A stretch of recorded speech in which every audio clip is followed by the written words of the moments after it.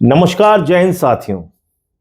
प्रभु श्री राम के मंदिर में चंदे और चढ़ावे की चोरी का मामला सामने आ रहा है। लगातार यह कहा जा रहा है कि इसमें यह भ्रष्टाचार सामने आया, वो भ्रष्टाचार सामने आया, शिलाएं चोरी हो गईं, आभूषण चोरी हो गए, दान पात्र चोरी हो गया, निर्माण में अनिल मिश्रा 40% कमीशन मांगता था। तमाम चीजें सामने आई। यहां तक कि जो कर्मचारी इस भ्रष्टाचार में लिप्त थे, उनके घरों में लिफ्ट लग गई है। करोड़ों करोड़ के प्लॉट खरीद रहे हैं वो लोग। आपको लगता है ये सब एक दिन में हुआ होगा? ये अचानक हो गया और अचानक अब ये सारे खुलासे हो रहे हैं प्रभु श्री राम के मंदिर में चोरी के। आपको क्या यकीन है कि ये एक दिन में हुआ है? बिल्कुल नहीं, क्योंकि जो खबरें अब सामने आ रही हैं, इसमें वो लोग सामने आ रहे हैं जो 2020 की, 18 की, 19 की पहले की घटनाओं का जो जिक्र कर रहे हैं, उससे भी पहले की चोरी का जिक्र कर रहे हैं। यानी एक लंबे समय से यह भ्रष्टाचार चल रहा था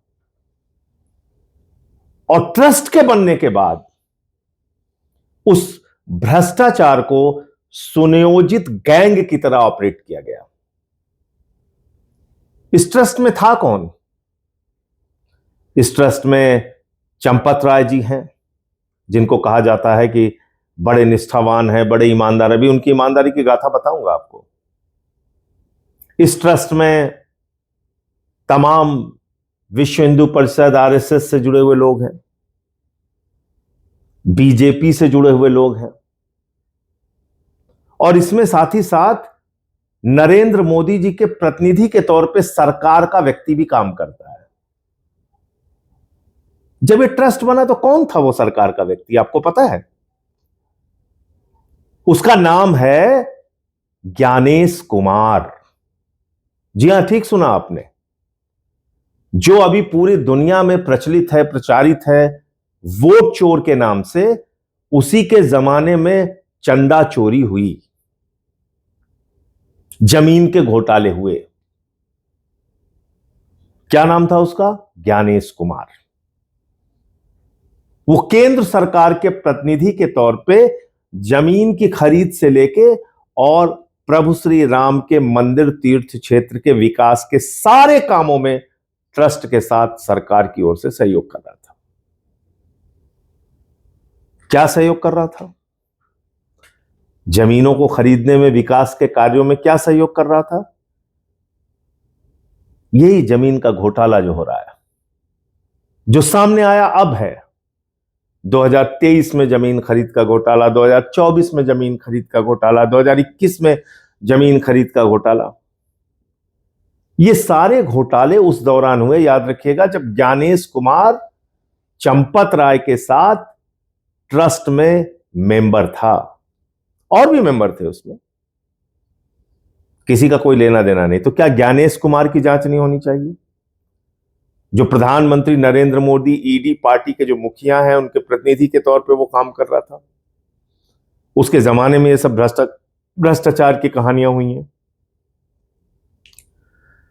और ये जांच अब तत्काल एक चढ़ावे में चोरी की जांच तक सीमित नहीं रह गया है। ये जांच होनी चाहिए जब से ये ट्रस्ट बना तब से लेके अब तक की तमाम जो घटनाएं हैं उसकी जांच होनी चाहिए। और उससे पहले भी अगर चंदा चोरी का कोई मामला सामने आया है, आभूषण के चोरी का कोई मामला सामने आया है, शिलाओं की चोरी का कोई मामला सामने आया है, तो उसकी जांच होनी चाहिए। जब ये मामला सामने आया तो सबसे पहले इसको लेकर अखिलेश यादव जी ने ट्वीट किया कि 7 करोड़ रुपए की चढ़ावे में चोरी हो गई है। उनको गालियां दी गई। फिर और भी बहुत सारे लोग बोले, मैंने भी इस पे बोला, हम लोगों को गालियां दी गई। यहां तक कि अखिलेश यादव जी की बेटी के बारे में अभद्र टिप्पणियां की गई, जो भारतीय जनता पार्टी का, ईडी पार्टी का चलन है काम करने का। और पूरी की पूरी बीजेपी सड़कों पे आ गई कि साहब बिल्कुल कैसे इन्होंने चढ़ावे में चोरी का आरोप लगा दिया, कैसे चंदा चोरी का आरोप लगा दिया। ऐसा मालूम पड़ा कि भूचाल आ गया, अचानक कुछ हो गया। अरे बेईमानो, ये अचानक कुछ नहीं हुआ है। तुम लोग वास्तव में चंदा चोर हो, और बार बार मैं इस बात को कह रहा हूं कि महमूद गजनवी ने सोमनाथ का मंदिर लूटा था और भारतीय जनता पार्टी ने राम का मंदिर लूटा है। और ये बात इसलिए मैं कह रहा हूं कि मैं पहला व्यक्ति था जिसने प्रभु श्री राम के मंदिर में जमीन के नाम पर हुए घोटाले का खुलासा किया था। क्या था वो मामला, याद फिर से आपको याद दिला देता हूं। रवि पाठक, कुसुम पाठक नाम के दो लोगों से सुल्तान अंसारी ने जमीन खरीदी, और इस पूरे खरीद के मामले में ऋषिकेश उपाध्याय, जो भारतीय जनता पार्टी का मेयर था, वो शामिल था। 2 करोड़ में जमीन खरीदी जाती है। उसी तारीख में, उसी दिन में, और उसी दिन में 5 मिनट के बाद 18.5 करोड़ में ट्रस्ट के महासचिव चंपत राय जी को बेच दी जाती है। 18.5 करोड़ रुपए में। कल्पना कीजिए, 16.5 करोड़ रुपए अचानक मार दिया गया। फिर अभी मैंने एक जमीन के भ्रष्टाचार का मामला खोला, जिसमें महंत मुरलीदास से 3 करोड़ की जमीन चंपत राय 24 करोड़ में खरीदते हैं, नजूल की जमीन। फिर से यह करीब करीब 21 करोड़ के घोटाले और भ्रष्टाचार का मामला। फिर तीसरा मामला अभी मैंने कल उसकी जानकारी दी मीडिया के मित्रों को, जिसमें 9 करोड़ की जमीन चंपत राय ने 55 करोड़ 47 लाख रुपए में खरीदी। और आपको जान के हैरानी होगी कि 117 बिस्वा जो जमीन जिस क्षेत्र में खरीदी गई है, उससे पहले, उससे महंगी, उससे बहुमूल्य जमीन 4,40,000 रुपए में किसानों से योगी जी की सरकार ने खरीदी है। लेकिन चंपत राय ने आलोक बंसल से जो जमीन खरीदी, वो खरीदी है 47 लाख रुपए बिस्वा। सरकार ने जो जमीन खरीदी किसानों से, वो खरीदी 4,40,000 रुपए बिस्वा। आप कल्पना कीजिए कितने 100%, कितने 1000% का भ्रष्टाचार हुआ है, कितनी जबरदस्त लूट हुई है। और ये सब कुछ प्रभु श्री राम के नाम पे चल रहा है।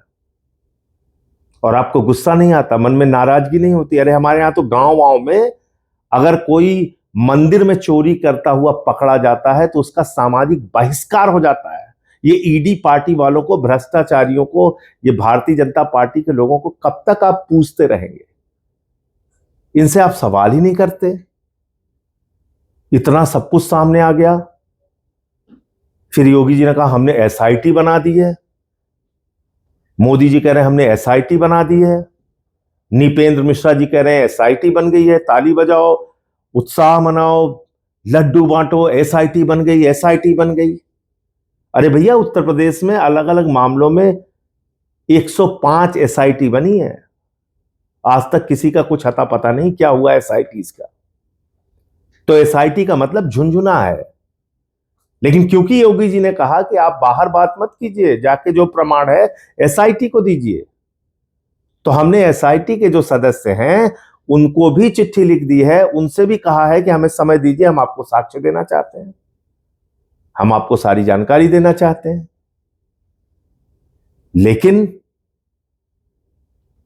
कहां से एसआईटी किससे मिलेगी और क्या करेगी, मुझे पता नहीं।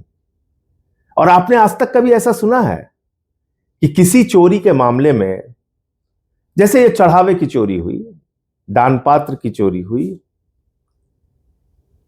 तो इस दान पात्र में कितनी बड़ी चोरी हुई है, अंदाजा लगाया आपने?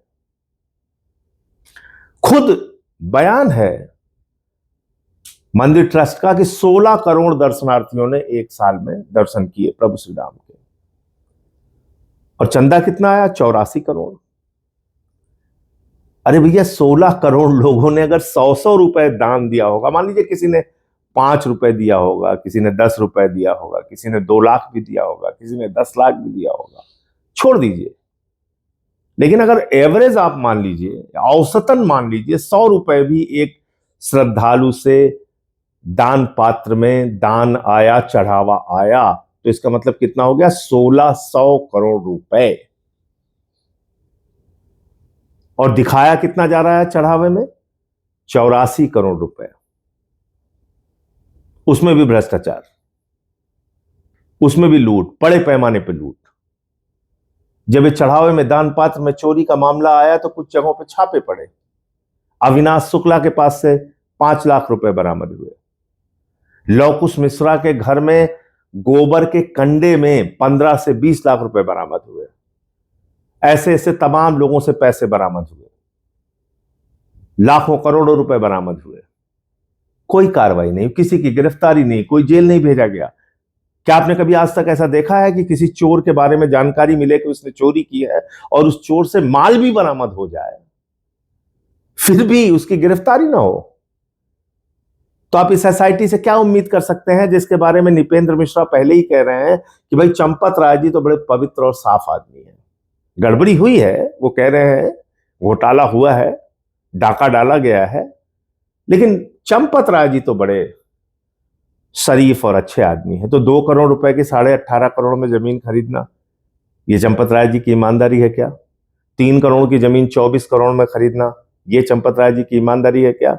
9 करोड़ की जमीन 55 करोड़ 47 लाख में खरीदना, ये चंपत राय जी की जिम्मेदारी है क्या और ईमानदारी है क्या? तो आप समझ सकते हैं कि इस पूरे भ्रष्टाचार में चंपत राय जी से लेके ऊपर से लेके नीचे तक सारे लोग शामिल हैं।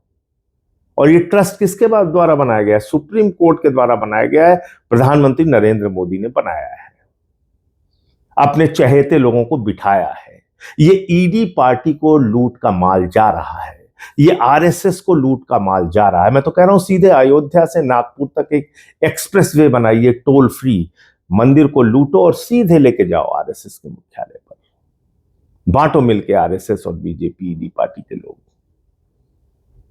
मैं आप सबसे एक ही बात कहना चाहता हूं, ये करोड़ों हिंदुओं की आस्था पर चोट पहुंचाने की कार्रवाई है।